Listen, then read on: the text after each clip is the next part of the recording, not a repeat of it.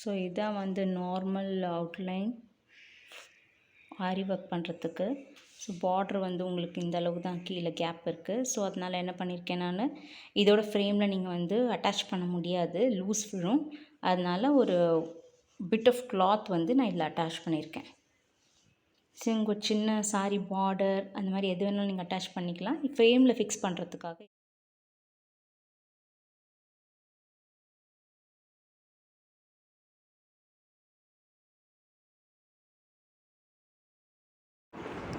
So நான் இப்போ வந்து 1.5 இன்ச் வந்து ப்ளவுஸ்க்கு சூவிங் அலவன்ஸ் கொடுத்துருக்கேன்ல, அதை நான் மார்க் பண்ணிக்கிறேன். ப்ளஸ் கீழே 1 இன்ச் பார்டருக்கும் நான் மார்க் பண்ணிக்கிறேன். ஸோ இது மார்க் பண்ணதுக்கப்புறம் நம்ம வந்து உள்ளே வந்து என்ன பேட்டர்ன் போடுறோமோ அதை வரைஞ்சிக்கலாம்.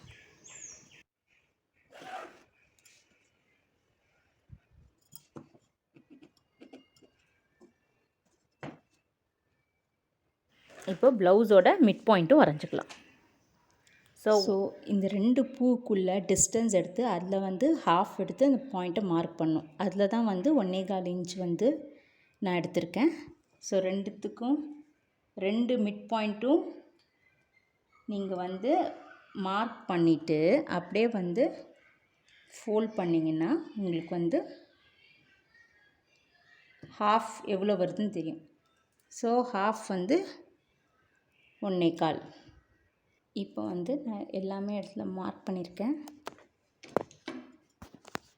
ஸோ எல்லா இடத்துலையும் டாட் போட்டு மார்க் பண்ணியிருக்கேன். இப்போ நம்ம வந்து அந்த டாட்ஸ் எல்லாம் ஜாயின் பண்ணிக்கலாம். ஸோ எல்லா ஃப்ளவருக்கு நடுவுலையும் ஈக்குவல் டிஸ்டன்ஸை வந்து நான் மார்க் பண்ணியிருக்கேன். இது 2த்துக்குள்ளே ஈக்குவல் டிஸ்டன்ஸை இங்கே மார்க் பண்ணியிருக்கேன்.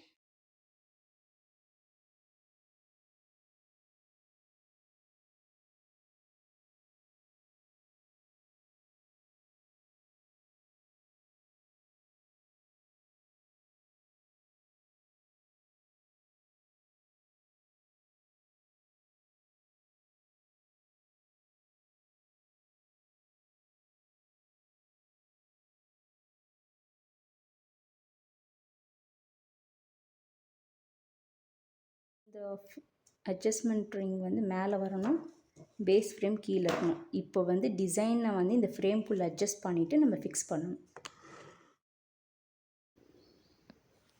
இப்போ வந்து அந்த அட்ஜஸ்ட்மெண்ட் ரிங் வந்து மெயின் கிளாத்தில் படாத மாதிரி நம்ம எக்ஸ்ட்ரா கிளாத் கொடுத்து தைச்சிருக்கோம்ல, அதில் வச்சு நீங்கள் ஃப்ரேமை ஃபிக்ஸ் பண்ணிவிடுங்க. அப்போ தான் வந்து கிளாத்துக்கு எந்த டேமேஜும் ஆகாது இருக்கும். ஸோ இப்போ வந்து ஒரே சைடாக தான் நீங்கள் வந்து அதை புல் பண்ணணும். நல்லா ஃபிக்ஸ் பண்ணிவிட்டு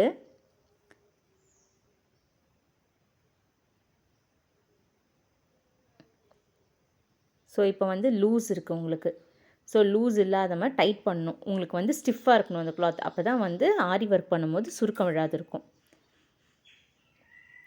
ஸோ நான் வந்து ஒரே டைரக்ஷனாக தான் வந்து புல் பண்ணுறேன். ஸோ கண்ணா பின்னான்னு புல் பண்ணிங்கன்னா டிசைனோட செக்ஸ் வந்து மாறிடும், அலைன்மெண்ட் மாறிடும். ஸோ நான் வந்து ஃபஸ்ட்டு ரைட் சைடு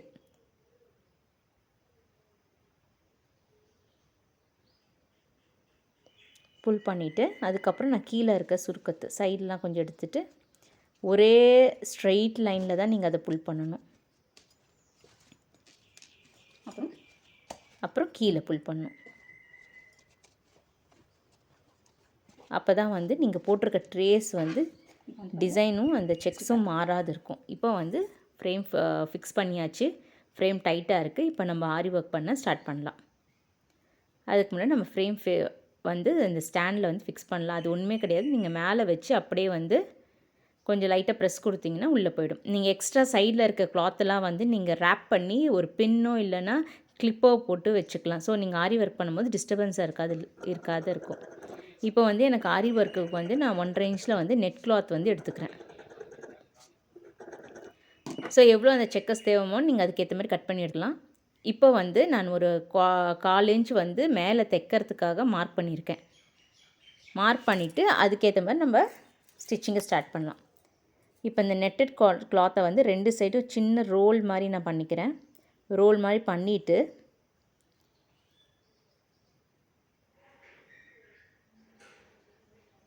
நம்ம வந்து தைச்சிக்கலாம்.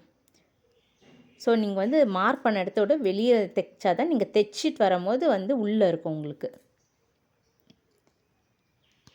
ஸோ நீங்கள் எந்த இடத்துல டாட் போட்டிருக்கீங்களோ அதே இடத்துல ஸ்டார்ட் பண்ணி அதே இடத்துல எண்ட் பண்ணுங்கள்.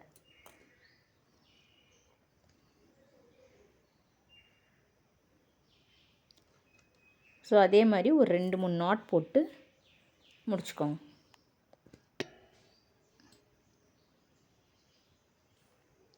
இதே மாதிரி நீங்கள் வெர்டிக்கலாக எல்லா டாட்டையும் ஜாயின் பண்ணணும், ஹாரிசாண்டலும் எல்லா டாட்டையும் நீங்கள் ஜாயின் பண்ண வேண்டியது இருக்கும். ரொம்ப இழுத்து பிடிச்சி வந்து ஜாயின் பண்ணாதீங்க. அது கொஞ்சம் பஃபியாக இருக்கணும். அப்போ தான் வந்து நல்லாயிருக்கும் பார்க்க. அந்த 3D எஃபெக்ட் கிடைக்கும். நீங்கள் ஃப்ளாட் ஆக்கிட்டிங்கன்னா அந்த எஃபெக்ட் இருக்காது. ஸோ அதனால் லைட்டாக கொஞ்சம் வந்து லூஸ் விட்டு தான் நான் பண்ணுறேன்.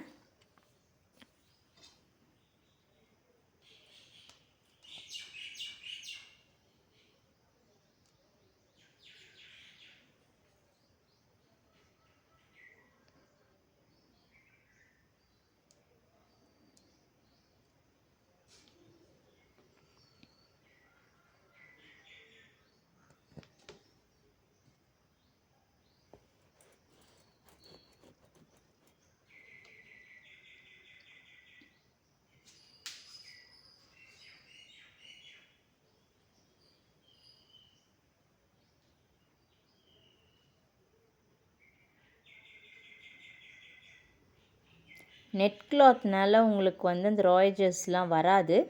பட் அது தெரியாது இருக்கிறதுக்காக தான் நம்ம உள்ளே ரோல் பண்ணிக்கிறோம். ஸோ தட் வந்து உங்களுக்கு விசிபிலிட்டி வந்து உள்ளே இருக்கும், வந்து வெளியே தெரியாது.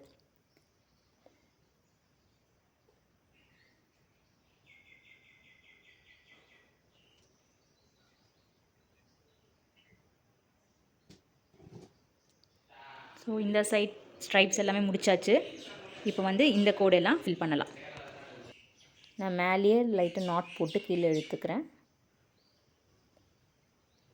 ஸோ நான் எல்லாமே வந்து லைன்ஸ் எல்லாம் ஜாயின் பண்ணிட்டேன். இப்போ வந்து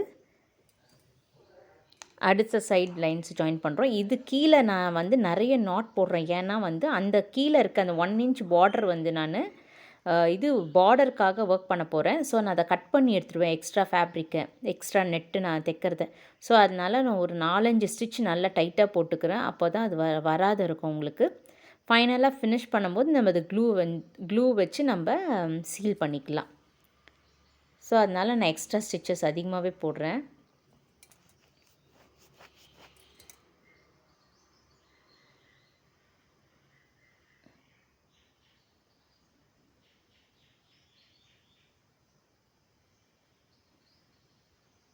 ஸோ ஆக்சுவல் டாட் வந்து அங்கே தான் ஸ்டார்ட் ஆகுது. பட் பார்டர் வர்றதுனால நான் அங்கே எக்ஸ்ட்ராவும் அங்கே ஜாயிண்ட் கொடுத்துருக்கேன். இப்போது நம்ம ஓவர்லேப் பண்ணி க்ராஸ் செக்ஷனில் வந்து இந்த ஸ்டிச் பண்ணிக்கலாம்.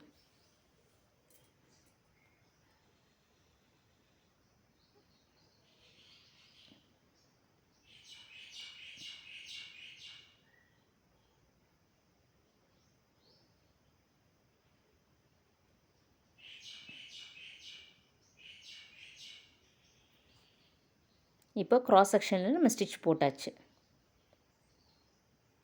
ஸோ இதே மாதிரி நீங்கள் ஃபுல் ப்ளவுஸையும் வந்து கம்ப்ளீட் பண்ணுங்கள். ஓவர்லேப் பண்ணி ஸ்டிச் போட்டுருங்க.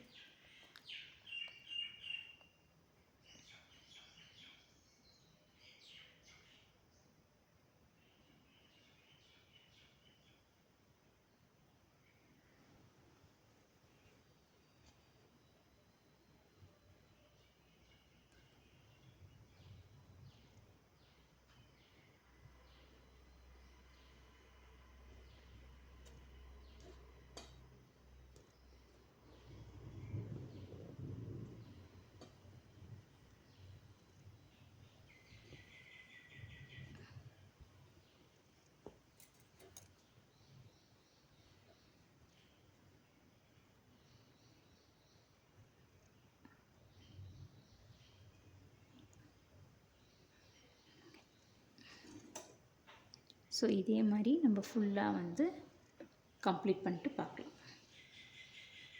ஸோ இந்த ஒர்க்குக்கு வந்து நான் டிஃப்ரெண்ட் சைஸஸ் ஆஃப் பீட்ஸ் எடுத்திருக்கேன்.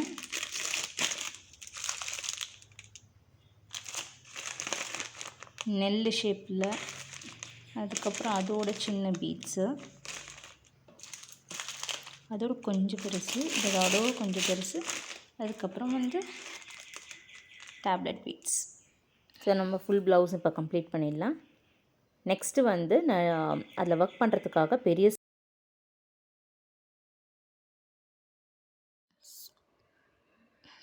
ஸோ என்ன பண்ணலாம், நடுவில் வந்து ஒரு மீடியம் சைஸ் பீட்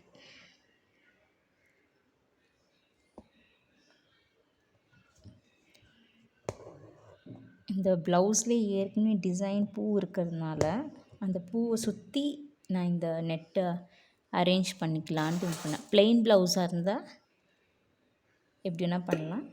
ஸோ ஏற்கனவே டிசைன் இருக்கிறதுனால டிசைன் மறையாதபடி நான் அதை சுற்றி செக்ஸ் போட்டு இப்போ அந்த டிசைன்லேயே வந்து பீட் ஒர்க் பண்ணுறேன்.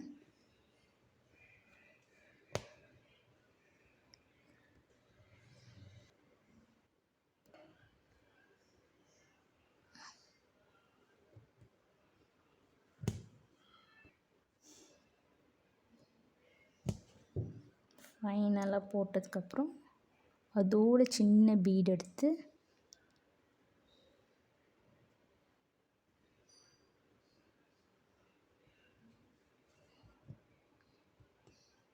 ஒரு ஹேங்கிங் மாதிரி கீழே கொடுக்க போகிறேன். இந்த ஹேங்கிங்க்கு வந்து நான் இந்த பேர்ல் ஹேங்கிங் தான்.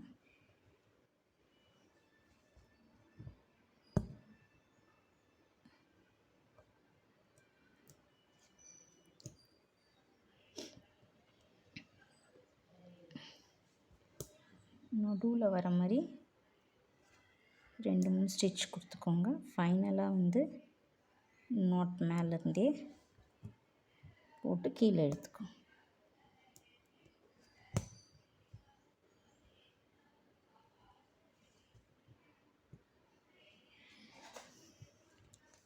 ஸோ நெக்ஸ்ட்டு வந்து நம்ம இந்த சைடு, ஸோ நம்ம ஏற்கனவே டாட் இங்கே மார்க் பண்ணி வச்சுருக்கோம் பாருங்கள். அந்த டாட்டுக்கும் எந்த இடத்துல எடுக்கிறோமோ அதே இடத்துல நம்ம விட்டு எடுத்தால் கொஞ்சம் நல்லாயிருக்கும், நீட்டாக ஒரே மாதிரி வரும். திருப்பியும் இன்னொரு வட்டி விடுங்க, கொஞ்சம் டைட் பண்ணிவிட்டு ஃபஸ்ட்டு வந்து அதில் நாட் போட்டுட்டு இந்த இடத்துல நாட் ஒரு வாட்டி நாட் போட்டு அதுக்கப்புறம் பீட்ஸ் இது பண்ணலாம். அப்போ தான் அந்த ஸ்டிஃபாக இருக்கும். ஸோ நான் வந்து ஒரு 4 மினி பீட்ஸ் வந்து கோத்துக்கிறேன்.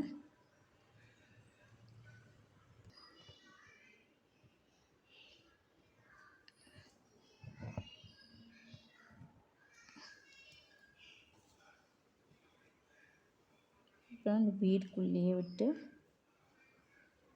வெளியிடுங்க.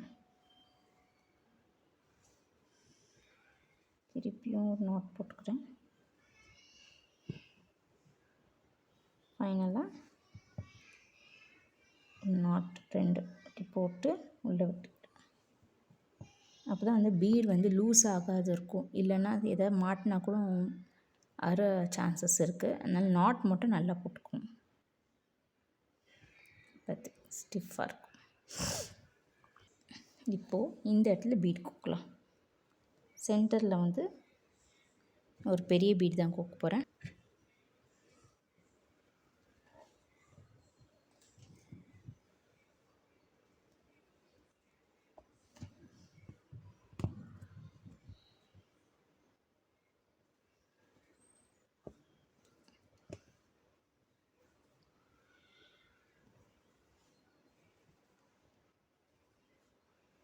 அது கீழே வந்து ஒரு டேப்லெட் பீட்,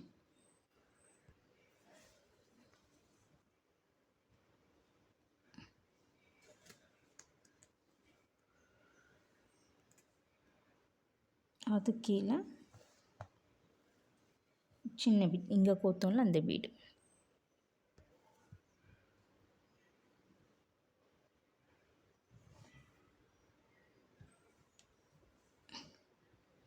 அதுக்கப்புறம் இந்த டேப்லெட் பீடுக்கு மேலே நம்ம வந்து ஹேங்கிங்ஸ், பேர்ல் ஹேங்கிங்ஸ் கோக்க போகிறோம்.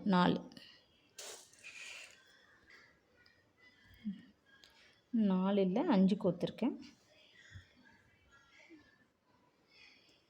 அதே மாதிரி ஒரு 2-3 போட்டு நாட் போட்டுக்கலாம்.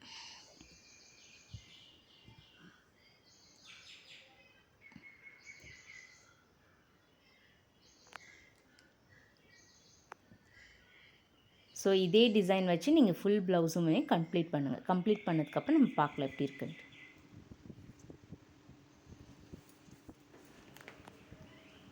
ஸோ நான் வந்து அந்த பார்டருக்காக நான் விட்டுருக்க அதுக்கு மேலே இருக்க நெட்டெல்லாம் நான் வந்து கட் பண்ணிக்கிறேன். நான் ஃபஸ்ட்டே சொல்லியிருந்த மாதிரி அங்கே எக்ஸ்ட்ரா ஸ்டிச்சஸ் போட்டிருக்கேன், அதனால் கட் பண்ணி எடுத்துட்டேன். இப்போ வந்து பேசிக் ஆரி ஸ்டிச் வந்து பார்டருக்கு வந்து போடலாம். இந்த பேசிக் ஆரி ஸ்டிச் வந்து உங்களுக்கு 3 to 4 லைன்ஸ் போட்டுக்கோங்க. நான் இங்கே 3 to 4 லைன்ஸ் தான் போட்டிருக்கேன். ப்ளஸ் அந்த ஜாயிண்ட் வரும்போது அது மேலேயே வந்து ஒரு 3-4 ஸ்டிச் வந்து நான் எக்ஸ்ட்ரா போட்டுக்கிறேன் நான்.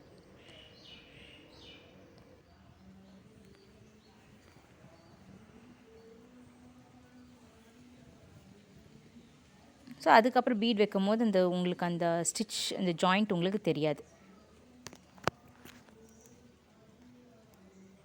அது மேலேயே வந்து 2-3 ஸ்டிச் போட்டுக்கிறேன் நான்.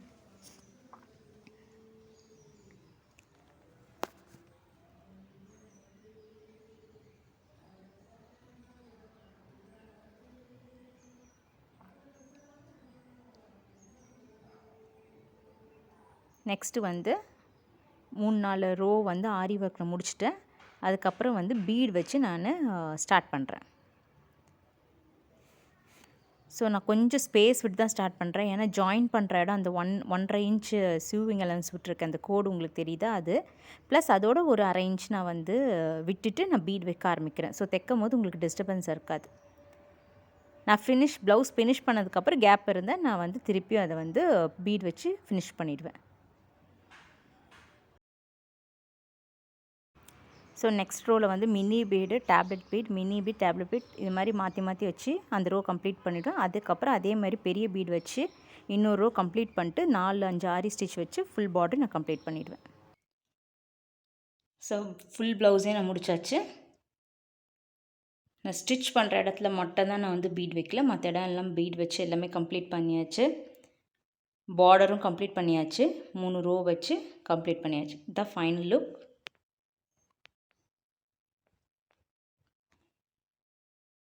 இந்த டிசைன் உங்களுக்கு பிடிச்சிருந்தா மறக்காத என் சேனலுக்கு சப்ஸ்கிரைப் பண்ணுங்கள், ஷேர் பண்ணுங்கள், மறக்காத பெல் நோட்டிஃபிகேஷனை ப்ரெஸ் பண்ணுங்கள். தேங்க்யூ ஃபார் வாட்சிங்.